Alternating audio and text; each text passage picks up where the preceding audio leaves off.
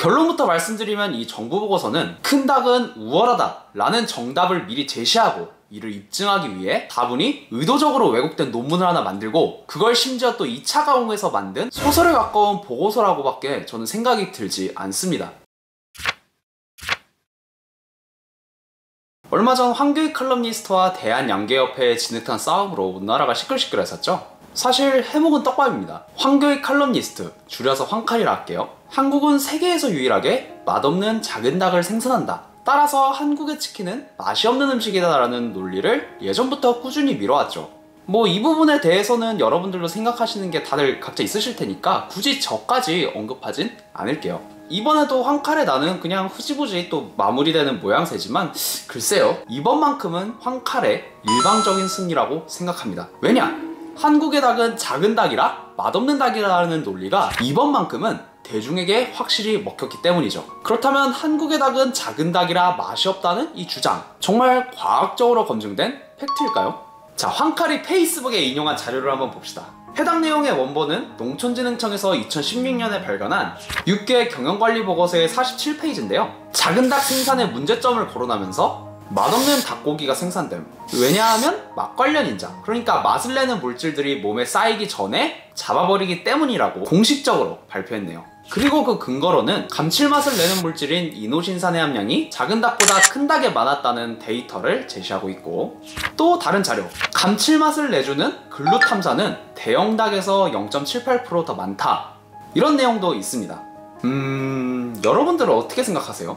제가 이 얘기를 할까 말까 진짜 고민을 많이 했는데, 결론부터 말씀드리면 이 정부 보고서는 큰 닭은 우월하다 라는 정답을 미리 제시하고 이를 입증하기 위해 다분히 의도적으로 왜곡된 논문을 하나 만들고 그걸 심지어 또 2차 가공해서 만든 소설에 가까운 보고서라고 밖에 저는 생각이 들지 않습니다. 연구 결과를 종합해본 결과 닭고기의 맛은 3가지에 의해 결정됩니다. 글루탐산, IMP, 그리고 지방이죠. 일단 지방 자체는 육개가 한우처럼 지방이 막 많이 끼도록 계량된 품종도 아니고 지방이 쌓일 만큼 기르지도 않기 때문에 요거는 의미가 없다고 보고 패스를 하고, 그렇다면 글루탐산과 IMP 이 2가지가 핵심이 됩니다. 글루탐산은 워낙 유명하죠. MSG의 G를 담당하고 있는 감칠맛의 상징 같은 존재죠. 그런데 IMP는 처음 들어보신 분들이 많을 거예요. IMP는 소고기, 멸치, 갓소부시 등에 많이 들어있는 감칠맛 물질로 라면에 이제 MSG는 안 넣어도 이 IMP는 무조건 들어가 있다고 봐도 될 정도로 MSG와 쌍벽인 존재라고 보시면 되겠습니다.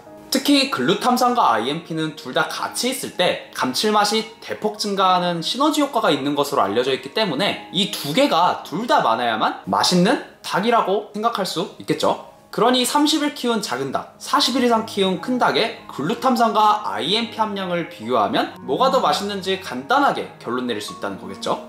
자, 항상 제가 그래왔듯 열심히 키워드를 넣어서 구글링을 하는데, 자, 여기서부터 뭔가 세해요. 6개 사육기관에 따른 글루탐산, IMP를 연구한 논문이 단 하나도 없어요. 이런 중요해 보이는 이슈에 별의별 논문이 다 있는데도 이게 없다? 이거 자체가 일단 이상합니다. 그래도 또 의지의 한국인이잖아요? 진짜 열심히 뒤지고 뒤져서 논문 2편을 찾을 수 있었습니다. 또 우연찮게도 또 국내 논문이네요. 그런데 결과가 좀 많이 이상합니다. 글루탐산은 30일에서 42일로 갈수록 오히려 수치가 절반으로 뚝 떨어졌고요. IMP 같은 경우도 30일에서 42일로 가면서 오히려 소폭 감소하는 데이터가 나왔습니다. 즉, 이 연구만 놓고 보면 42일짜리 큰 닭이 30일짜리 작은 닭보다 더 맛이 떨어진다 라는 결론으로밖에 해석이 될 수 없는데, 아니, 아까 농촌진흥청 보고서에서는 완전히 오피셜로 작은 닭이 맛이 없다라고 못을 박아놨잖아요. 그런데 어떻게 둘이 다를 수가 있죠?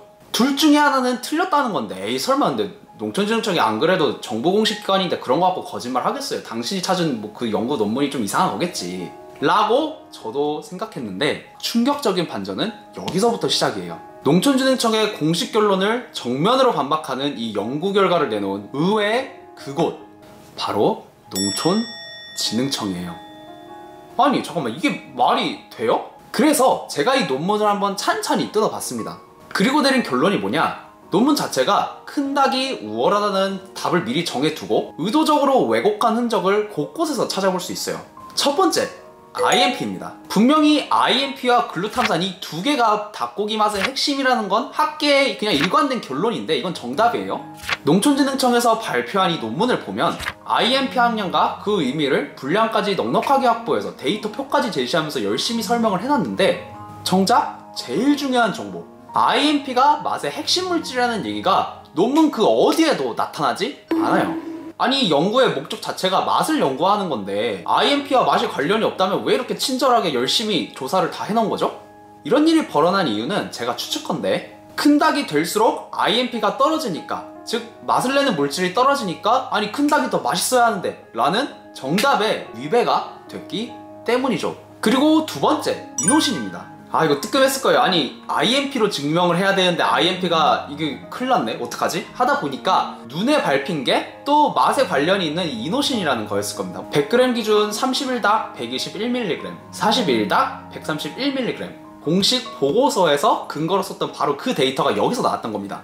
근데 일단 10mg 차이가 0.01g인데 100g당 0.01g 차이라는 거예요. 여러분들은 상식적으로 이게 맛의 차이로 연결된다고 보십니까? 뭐 사실 저도 몰라요. 사람들 불러다가 진짜 눈 가려놓고 블라인드 테스트 하기 전까진 모르겠죠. 그런데 뭐 정말 이거는 그냥 아 그래요 뭐 0.01g이 더 맛있다고 칩시다. 이건 칩시다. 그런데 문제는 정작 다른 곳에 있어요. 자 해당 논문의 내용을 자세히 보세요. 이렇게 써 있어요. 사육일수가 증가할수록 이노신이 증가하는 경향은 있지만 자 잘 보세요. 유의적인 차이는 없었다. 통계에서 유의적인 차이가 없다는 거는 그냥 우연에 의해서 발생할 수도 있다는 겁니다. 즉 연령이 증가한다고 이노신이 증가한다는 이런 상관관계를 얘기하기가 어렵다는 거죠. 정말 말 그대로 우연일 수도 있는 겁니다. 이 데이터를 그대로 인용한 농진청 보고서에선 큰 닭은 맛있다. 왜? 이노신산이 많아서. 그래서 작은 닭은 맛없다. 분명히 이렇게 하지 말라고 이렇게 악용될까봐 이렇게 써놨는데도 그대로 그냥 이렇게 가공해버려서 써버리니까 이거 뭡니까 이게? 제가 괜히 이 보고서가 이차 창작물 소설이라고 얘기하는 게 아니에요. 그래요 뭐 그렇다 칩시다. 진짜 문제는 이거예요. 세 번째 글루탐산입니다. 자 농업진흥청 소속 국립축산과학원에서 대한양계협회가 발간하는 월간양계라는 잡지에 기고한 이 칼럼을 보면 대형 닭의 글루탐산이 0.78%가 더 많다고 했죠. 뭐 사실 저는 0.78%가 진짜 사람들이 인식할 정도로 맛 차이를 내는지 몰라요. 이분들도 몰라요. 그런데 뭐 사람들이 인식할 수 있다고 칩시다. 여기가 제일 소름 돋는 포인트입니다. 이 칼럼을 쓰신 분은 분명히 본인이 기고한 컬럼에서 대형 닭의 글루탐산이 더 많다고 했죠. 그런데 정작 3년 전 국립축산과학원 소속으로 본인이 직접 참여한 연구에서는 42일짜리 대형 닭의 경우 글루탐산이 절반으로 뚝 떨어진다, 감소한다는 연구 결과를 내놨어요.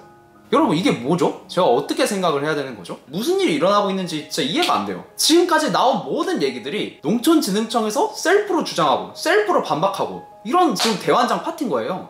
자 그렇다면 진실은 뭐냐?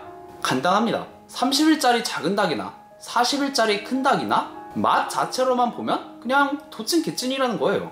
저번 베이킹소다 닭가슴살편을 준비하면서 알게 된 이탈리아 볼로냐 대학 소속 가금유학 전공인 막시밀리아노 페트라치 교수에게 현재 한국에서 벌어지고 있는 큰 닭 작은 닭 논쟁을 소개하며 제가 자문을 구해봤는데요. 저도 놀랄 정도로 굉장히 빨리 이런 답변이 왔어요. 맛을 내는 물질들은 닭의 품종, 연령과 관계가 있는데 토종닭 같은 로컬 품종과 달리 육개 같은 급속도로 성장하는 대량 생산용 산업용 품종의 경우 어차피 최대 성숙도까지 자라지 못하고 도살되기 때문에 30일 키우냐 42일 키우냐 이런 거는 맛과 상관관계가 없다. 특히 실내에서 사료 받아 먹으면서 평범하게 자란 애들은 차이가 없다 라는 의견을 받았습니다. 즉 애초에 육개 생산이 수십 년간 이루어졌음에도 불구하고 해당 이슈에 대해 제대로 된 연구 하나 없는 이유는 30일과 42일짜리 육개 사이에서 유의미한 맛 차이를 기대하지도 않고 또 기대할 수도 없다는 걸 미리 알고 있었기 때문일지도 모릅니다. 애초에 우리가 지금 먹고 있는 하얗고 빨간 이 육개, 포브 혹은 로스라고 불리는 이 품종은 최저비용, 사료 효율성, 우수한 성장 속도, 균일 품질 등 수십 년간 이러한 목적으로 개량된 효율성 고인물들이기 때문에 애초에 맛은 관심사 바뀐 품종인 겁니다. 이거를 열을 더 키운다고 뭐 맛이 더 들고 말고 이런 걸 따지는 것 자체가 웃기다는 얘기죠. 그리고 저도 해외에서 1년 반 가까이 살아봤고 요리 공부 같은 것도 다 해외 쪽 자료를 갖다가 보고 있는데 그 맛있다고 얘기하는 그 큰 닭 먹는 해외에서도 닭 왜 이렇게 맛없냐고 징징대는 글이 한 트럭이에요 진짜. 그렇다면 왜 농촌진흥청은 이런 무리수를 두었는가? 2010년대부터 FTA를 맺으면서 수입 닭고기와의 경쟁이 치열해지자 정부 차원에서 국내 양계 산업의 경쟁력을 높이기 위해 1.5kg가 아닌 3kg짜리 글로벌 스탠다드로 시장을 개편해야 될 필요성을 느꼈기 때문이에요. 일단 대형 육계로 옮겨가야 원가 경쟁력이 높아지고 그러면 수입 닭고기를 대체하는 효과도 있고 또 우리가 수출할 수도 있는 거잖아요. 이 외에도 황칼이 얘기하는 것처럼 사료가 적게 들고 환경보호가 되고 여러가지 장점이 있는 건 분명합니다. 그리고 또 애초에 그렇게 키우라고 만든 품종이기도 하고요. 여러분 저는 이 부분에서 분명히 밝힐게요. 저도 황칼의 주장처럼 이제 한국의 닭고기 문화도 작은 닭이 아닌 큰 닭으로 가야 한다고 생각합니다. 원가 절감이 중요한 요인이기도 하지만 저는 이제 이 통닭 문화에서 좀 벗어나야 닭 문화가 발전할 수 있다 이렇게 생각을 해요. 일단 통닭을 요리한다는 것 자체가 조리과학적으로 절대 좋은 방법이 아닙니다. 여러분 제가 만약에 뭐 고급 체크 스테이크랑 소고기 양지랑 소태 이렇게 넣고 푹푹 삶아가지고 맛있다고 리액션하면 여러분들 뭐라고 생각할까요? 싫어요 폭탄 받고 구독 취소 받는 사람들도 엄청 많을 것 같아요. 그런데 왜 유독 닭은 무지성으로 소태 넣고 푹푹 끓여서 먹는 건지 저는 도저히 이해할 수가 없어요. 이러니까 닭가슴살은 그냥 닭가슴살인 뿐인데 닭가슴살은 퍽퍽살 이런 공식이 생긴 거예요. 원래 그런 게 아닌데. 하여간 조리과학적 관점에선 부분육으로 요리하는 게 분명히 필요하고 이 부분육으로 옮겨가려면 황칼이 얘기한 거 정부가 얘기하는 것처럼 분명히 대형 육계로 옮겨가야 합니다. 그런데 그 방법이 글러먹었다는 거예요. 뭐 저도 황칼이 한 반쯤은 피해자라고 생각하기 때문에 이제 뭐 더 이상 좀 뭐라 하기도 그렇지만 본인 페이스북에 국립과 과학이 우습냐고 이렇게 쓰셨어요.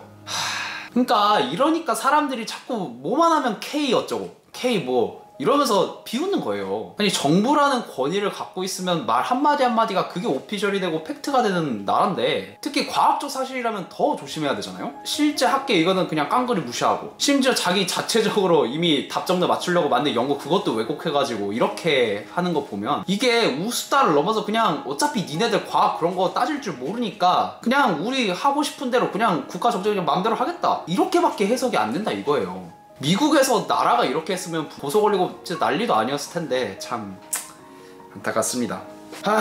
뭐 좀 답답한 마음이 많은데 쯤에서 마무리하도록 할게요. 뭐 근데 사실관계는 둘째치고 사실 이번 논란을 보면서 좀 안타까운 게 있는데요. 분명히 농촌진흥청에서는 뭐 그 방법이 어쨌든 위기에 빠진 국내 양계 산업을 도와주기 위해서 그런 좋은 의도를 갖고 한 건데 정작 황칼은 이걸 갖고 대한양계협회가 뭐 뒷돈을 챙기려고 뭐 돈을 많이 벌려고 이렇게 음모를 꾸미고 있다는 식으로 음해하는 걸 보면 참 아이러니합니다. 아니 근데 작은 닭이 그렇게 돈 버는 꼼수 같은 거면 자본주의 끝판왕 미국에서는 그럼 뭐 돈 안 되는 큰 닭을 일부러 키워가지고 전 세계 상대로 자선사업하고 있는 걸까요? 참 그것도 신기하네요.